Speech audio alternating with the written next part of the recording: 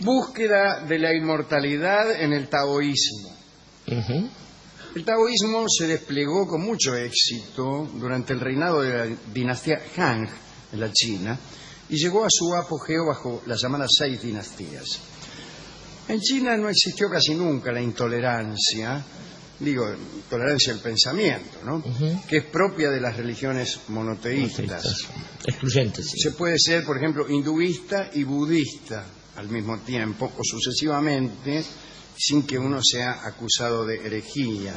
No existe esa paranoia de ciertas religiones y corrientes políticas que necesitan un odio para garantizar su acción. La exclusividad. Que puede ser el odio racial, nacional, de clase, a los infieles, etcétera. Bueno, esto no existía en China, no formaba parte de sus costumbres. En el siglo VII, en la dinastía Tang, se reintrodujo el orden confuciano, la religión de Confucio, y ahí el taoísmo fue perdiendo su influencia entre la gente y finalmente se convirtió en una religión un poco extravagante, con monjes medio hechiceros, en fin. Había aparecido el taoísmo como una religión que se proponía llevar a los fieles a la vida eterna, nada de cosas pequeñas. Pero no se trataba de una inmortalidad espiritual, sino de una inmortalidad material. Eso se proponían los taoístas.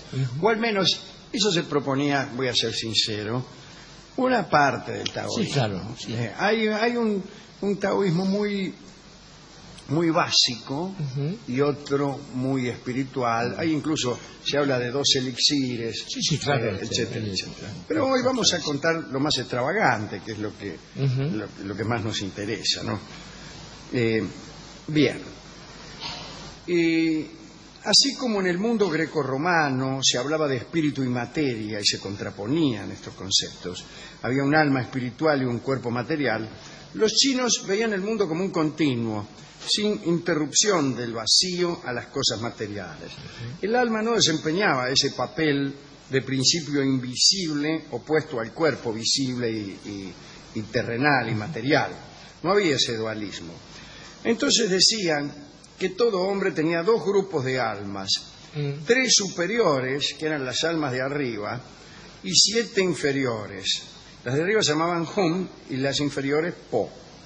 Si bien existían distintas creencias sobre estas almas en el otro mundo, reinaba la convicción de que todas ellas se separaban a raíz de la muerte. Cada una agarraba por su lado. O sea, la muerte implicaba también una disgregación personal, no solo de las células que nos componen, sino también de las almas que se iban cada una para su cielo, para su infierno. Y si ya uno es complicado, calcule, pensar que al morirse uno se va a dividir en 8 o en 9, es un pensamiento incómodo. Entonces los taoístas vieron que era necesario mantener a las almas congregadas, evitar que se desparramaran. El cuerpo era único, en el cuerpo vivían todas esas almas y también otros espíritus. Los chinos estimaban, los taoístas, que era posible lograr una inmortalidad conservando unidas todas esas almas. Bien. Está bien. Algo parecido es Unamuno, porque Unamuno habla de una inmortalidad y se apresura en el sentimiento trágico de la vida a rechazar lo que él llama sombra de inmortalidad, que es la inmortalidad espiritual, metafórica, la inmortalidad de las obras, la inmortalidad de los hijos. Y él decía, eso es sombra de inmortalidad, y yo quiero inmortalidad de bulto. Y lo que decía él es que la verdadera inmortalidad implica la conciencia individual del inmortal. Está bien. El inmortal debe ser consciente de esa inmortalidad. Eso es extraordinario. Porque los taoístas también. No, nada de que el alma y usted se muere, pero hay un soplo suyo. No. Acá queremos ser inmortales. Así que vamos a ver cómo hacer. Igual que la reencarnación, que dice pero no te acordás. Si no te acordás, ¿para qué te reencarnás? Bueno, es decir, pensaban que la conservación del cuerpo era el único medio para conseguir la vida eterna. Y uno debía, a través de ciertas prácticas que ahora detallaremos, desarrollar los órganos inmortales, la piel y los huesos, para que fueran reemplazando a los órganos mortales, que son otros. Y si uno llegaba a ese punto, no se moría. Sí, bien. Para no perturbar a la humanidad, el que conseguía volverse inmortal fingía morir, como todas las personas. Se lo enterraba según los ritos ordinarios, pero en el ataúd se ponía alguna otra cosa, menos el cadáver. Todo esto para no espantar a la gilada. Claro. La necesidad de transformar el cuerpo para volverlo inmortal imponía algunas obligaciones al taoísta. Había que alimentar el cuerpo a través de dos técnicas: las dietas y los ejercicios respiratorios. De este modo se suprimían las causas de decrepitud y se creaba dentro de la persona un embrión de la inmortalidad, que según los maestros arraiga, crece y ya adulto transforma el cuerpo en inmortal, sutil y ligero. La meditación, la concentración eran las prácticas destinadas a alimentar el espíritu. De esta forma se conservaba los soplos necesarios dentro del cuerpo, las almas necesarias dentro del cuerpo para la persistencia de la vida. Para las concepciones taoístas el cuerpo estaba dividido en tres secciones: la de arriba, la del medio y la de abajo. La de arriba era la cabeza y brazos, la del medio era el pecho y la inferior era el vientre y las piernas. Cada una tenía su centro vital. El primero era el palacio de Ni Wan, que se encontraba en el cerebro. El segundo era el palacio escarlata, que estaba junto al corazón. Y el tercero se hallaba justo bajo el ombligo y se llamaba el palacio de la papa frita. El Tam Tien. Muy bien. Esos lugares, llamados también campos del cinabrio, tenían sus respectivos dioses encargados de defenderlos contra los malos espíritus, contra los alientos negativos, y la verdad es que en el cuerpo humano había dioses aislados, es decir, la totalidad misma de la administración celeste estaba presente en el cuerpo humano. Todos los dioses los tenías adentro, lo que no tiene nada que ver con que yo llevo adentro mi propio infierno, no. Estaban adentro posta, nada de metáfora. Sí. Dice un autor taoísta del siglo V: en el cuerpo de cada hombre hay 3 palacios, 6 administraciones, 120 barreras y 36.000 dioses, es decir, una verdadera muchedumbre. Sí. Los entes maléficos estaban, los más malvados eran 3 gusanos. 3 gusanos que estaban instalados en el cuerpo antes del nacimiento. Que están instalados. Están, por supuesto. Yo creo, ¿no? Yo lo siento. Tenemos 3 gusanos instalados en el cuerpo antes del nacimiento. Cada uno habita en uno de estos palacios, ¿no? Claro. El gusano azul vivía en el palacio Ni Wan, el cerebro. Sí, señor. La doncella blanca, que era el segundo gusano, vivía en el palacio escarlata, cerca del corazón. Y el cadáver sangriento, que era el tercer gusano, vivía en el campo inferior, cerca de donde Judas perdió el poncho. Con la tenia saginata. Además de causar la muerte y la decrepitud, los gusanos trataban de acortar la vida. ¿Por qué? Porque cuando vos te morías, los gusanos recuperaban la libertad. Así que eras la cárcel de los gusanos y por lo tanto estas entidades maléficas trataban de destruirte. Pero había forma de defenderse de los gusanos. Por ejemplo, abstenerse de comer cereales, vino, carne, cebolla y ajo. Morirse.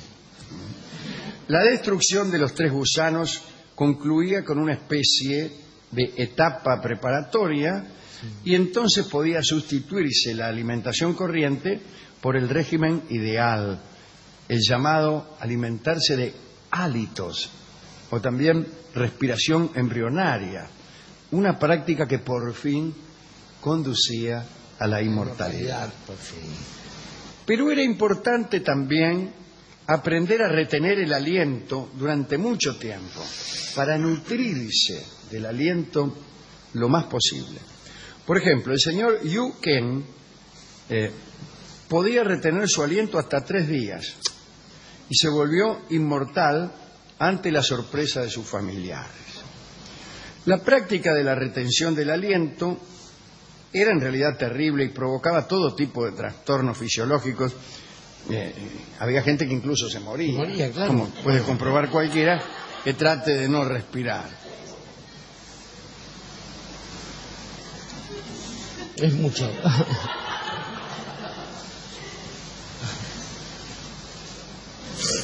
Está también el huachipunao, Lo conozco. que es una técnica sexual Sí. que también implica toda clase de retenciones, como en la 125. Pero no se puede hacer todos los días el huachipunao.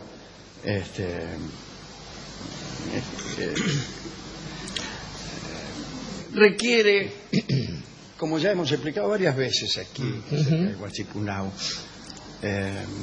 requiere que el hombre retenga sus fluidos. Sí. Pero hay más todavía. Hay un momento, el momento que te dije, Ujú. en que el tipo tiene que hacer rechinar sus dientes. Sí. Y con eso se encamina hacia la inmortalidad. Claro, esto provoca algún escozor en la persona que está con el tipo, ¿no? Claro, lo deja.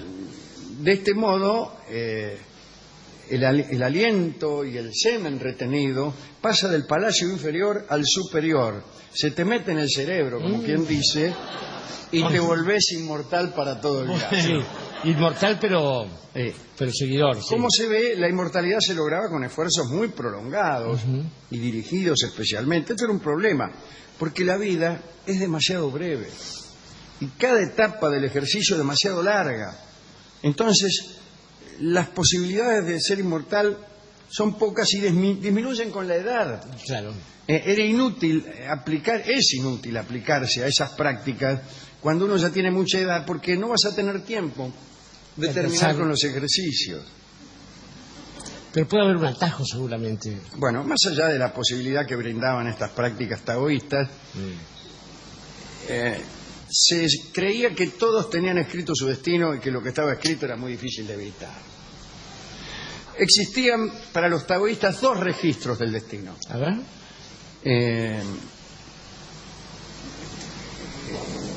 Y estaban escritos allí los sucesos de la vida de cada una de las personas, como en aquel libro, como en aquel árbol del Islam, en donde en cada una de sus hojas está escrito el nombre de todos los habitantes. En un libro taoísta, que es el de los hombres comunes, el libro de la muerte, uno de estos libros es muy voluminoso y ahí estamos casi todos. El otro es el libro de la vida y ahí están anotados solamente los futuros inmortales, que son muy poquitos, son tipos acomodados, ¿no? Algunos tienen su nombre ahí desde el nacimiento y otros logran inscribirse merced a los esfuerzos que hemos puntualizado. Sí, exacto. Por otra parte, los actos buenos y malos estaban debidamente codificados y regulados, así como la retribución de estos actos, ¿no? Una regla de libros taoístas presentaba una graduación de castigos a medida que los pecados se iban amontonando. 120 pecados, te enfermás. 180 pecados, fracasás en la cría de animales. Epa. 530 pecados, nacen hijos enfermos. 820 pecados, te quedás ciego o sordo. 1600 pecados, no tendrás hijos o nietos. Cuando los pecados llegan a 10.000, Sí. hay que ser perseverante, además de malo. Hay que tener tiempo. Claro. Alejandro, para Además ya pensar tenés tanto. todo eso, te enfermaste, tenés hijos enfermos. Todo. Llegaba el más terrible de todos los castigos, que eran la muerte del culpable y toda su familia por la espada en ejecución pública. Ah. Para los buenos el catálogo era más breve. 300 buenas acciones, te convertís en inmortal terrestre. 1200 llegaba a ser inmortal celeste, que no sé lo que es. Y Debe ser. Lo mismo pero con alas. Sí, lo mismo, pero un poco mejor. Sí. Ahora, si después de 1199 acciones buenas cometías una mala, perdías todo Tenías que empezar de nuevo a hacer buenas acciones. No sé si valía hacer las mismas. No. Regalar cosas que ya habías Es regalado. como copiarte, claro. Ya entregaste esto, ¿no? Claro. Claro, pero si te pasa eso, entonces te haces muy malo. Y sí, te da bronca. claro, te volvés cimarrón. Claro. Bueno, quienes no iban a los oficios religiosos no podían conquistar la inmortalidad en esta vida. Pero el templo les concedía los medios para adquirirla de otra forma. Había que enterrar durante la noche al aire libre unos cuantos metros de seda y un sello de metal a modo de talismán. También se podía pagar al difunto un rescate a los dioses del infierno y te liberaban al cabo de 32 años. Después de 32 años en el infierno, los huesitos se recubrían de carne, recobrábase el cuerpo y salía lo más orondo de la tumba para ir al paraíso de los inmortales con paso de murga.